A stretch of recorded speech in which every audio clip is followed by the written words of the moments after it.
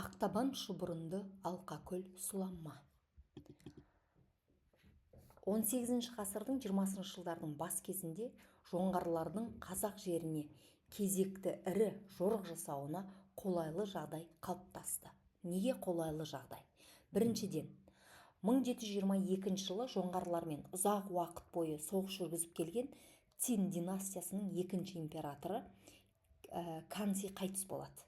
Сөйтіп жоңғарларға Қытаймен бейбіт келісімге келуге мүмкіндік туындайды. Бірінші себеп. Екінші, Еділ бойындағы қалмақтардың ханы Аюкеге елші жіберіп, қазақтарға қарсы бірлескен соғыс қимылдарын жүргізу мақсаты көзделген болатын.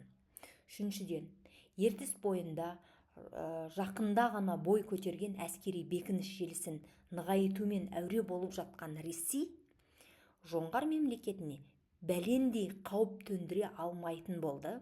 Қауіп төндіре алмайтын еді. Себебі Ресей үшін қазақ мемлекетінің де, жоңғар хандығының да өзара шайқаста әбден әлсіреп қансырағанын күтіп отыр. Өйткені оған солай болған тиісті, Ресей үшін сол тиісті болды. Ал 1723 жылы көктемде Севан Рабдан өзінің ұлдарын Галдан Серен мен Шоны Лозан басқарған әскерді аттандырады.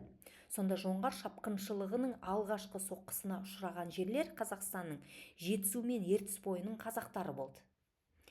Ал Талас өзеніндегі қазақтарға соққы берді және Ертістен Шуға дейінгі Орасан майдан шебінде шабуылу басталды.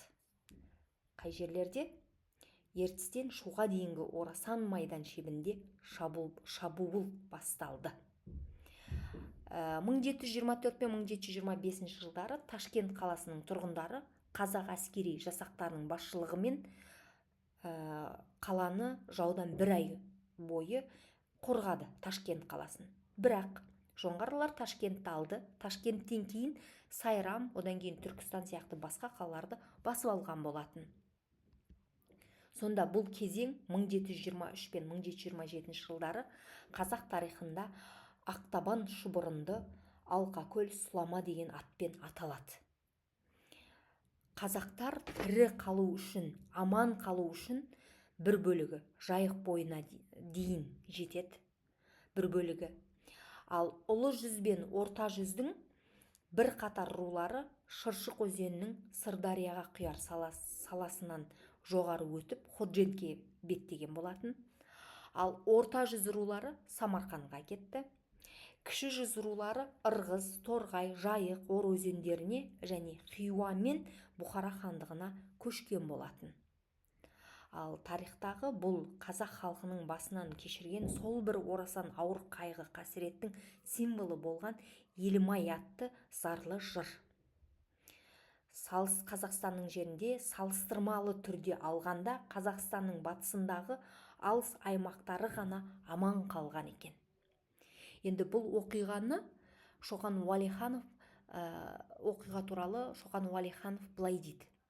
Орынбордағы бір рубасы өз жерлестерінің жағдайын тазы иттердің қуғынына түскен қоянмен салыстырған деп жазған екен. Ал Шәкәрім Құдайбердіұлының келтірген деректері бойынша қазақтардың 2/3 бөлігі қырғынға ұшыраған. Енді бір бөлігі құлдыққа сатылып кеткен. Халық ашаршылыққа душар болды.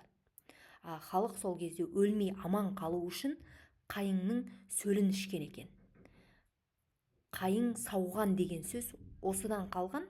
Бұл тарихи оқиға Шәкәрім Құдайбердіұлының Қалқаман Мамыр дастанында суреттеледі.